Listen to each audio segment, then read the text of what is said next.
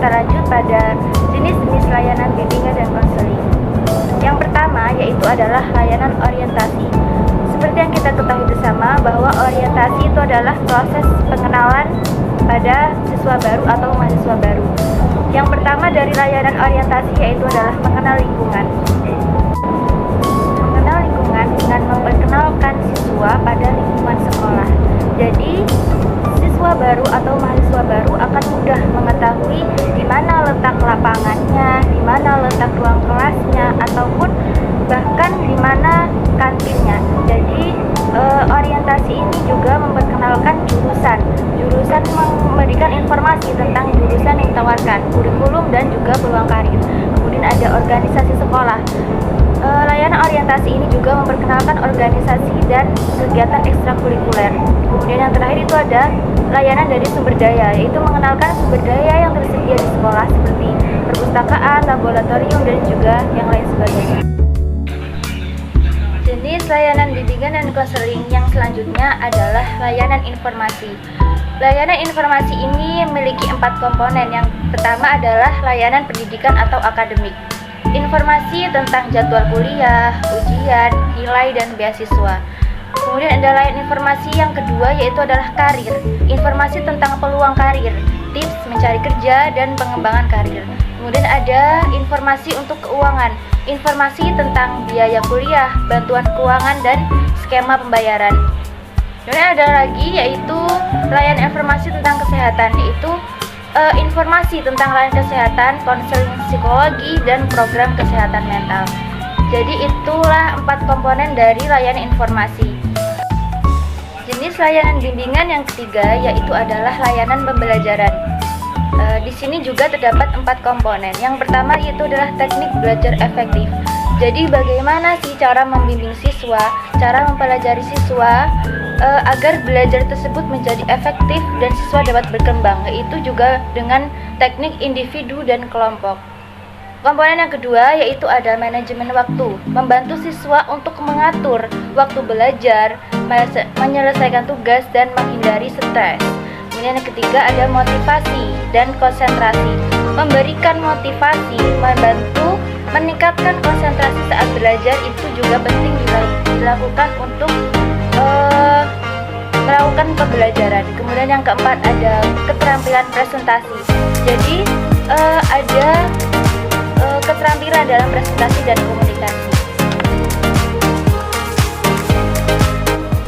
Setelah kita mempelajari tentang layanan pembelajaran, kita akan lanjut pada jenis layanan bimbingan konseling yang keempat, yaitu adalah layanan penempatan dan penyaluran.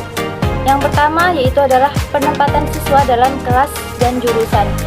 Menempatkan siswa berdasarkan kemampuan akademik itu akan memudahkan guru dan siswa. Memudahkan bagi guru itu dalam hal apa? Dalam menilai dan dalam menjelaskan pelajaran. Kemudian yang kedua ada penyaluran untuk jenjang sekolah berikutnya. Misalnya pada tingkat SMA, siswa itu membutuhkan layanan untuk masuk universitas mana yang bagus, yang baik, itu membutuhkan bimbingan konseling dari seorang guru. Kemudian yang ketiga ada pengembangan karir, memberikan bimbingan dan informasi tentang pengembangan karir sesuai bidang studi. Jenis layanan yang kelima atau yang terakhir yang akan saya jelaskan yaitu adalah layanan penguasaan konten. Penguasaan konten di sini maksudnya adalah penguasaan materi pada pembelajaran. Jadi seorang guru itu membantu siswa memahami materi dan menyelesaikan tugasnya. Kemudian ada pengembangan keterampilan. Di sini membimbing siswa dan mengembangkan keterampilan khusus yang dibutuhkan dalam bidang studi. Jadi mahasiswa atau siswa itu dapat mengembangkan keterampilannya lewat layanan tersebut. Kemudian yang ketiga ada penelitian dan inovasi. Di sini layanan yang memberikan bimbingan dalam melakukan penelitian dan pengembangan yang inovatif. Jadi tidak penelitian itu tidak monoton dan tidak membosankan. Dari jenis-jenis layanan yang saya sebutkan tadi, itu pasti memiliki tujuan dan manfaat. Tujuan dan manfaat yang pertama itu meningkatkan kemampuan. Seorang siswa tersebut akan memiliki kemampuan akademik yang meningkat, personal dan profesional. Kemudian tujuan yang kedua itu mencapai prestasi. tersebut.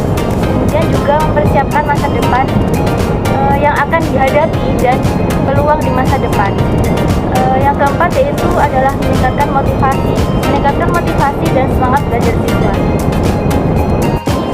Dalam melaksanakan pelayanan kelima di atas itu, konselor memiliki 4 peran. Yang pertama adalah peran mendampingi dan memberikan dukungan kepada siswa. Kemudian sebagai fasilitator, yaitu proses pembelajaran dan pengembangan diri, memfasilitasi proses pembelajaran dan pengembangan diri.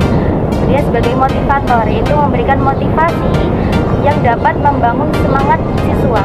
Dan sebagai konsultan, yaitu memberikan konsultasi solusi bagi siswa yang menghadapi masalah. Jadi itu adalah 4 komponen dari konselor yang harus dimiliki agar tercapainya pembelajaran yang baik dan benar. Baik, itu tadi kelima jenis layanan bimbingan dan konseling yang bisa saya jelaskan. Apabila terdapat kesalahan dalam berkata dan perbuatan, saya mohon maaf, dan kepada Allah saya mohon ampun. Wabillahi taufiq wal hidayah. Wassalamualaikum warahmatullahi wabarakatuh.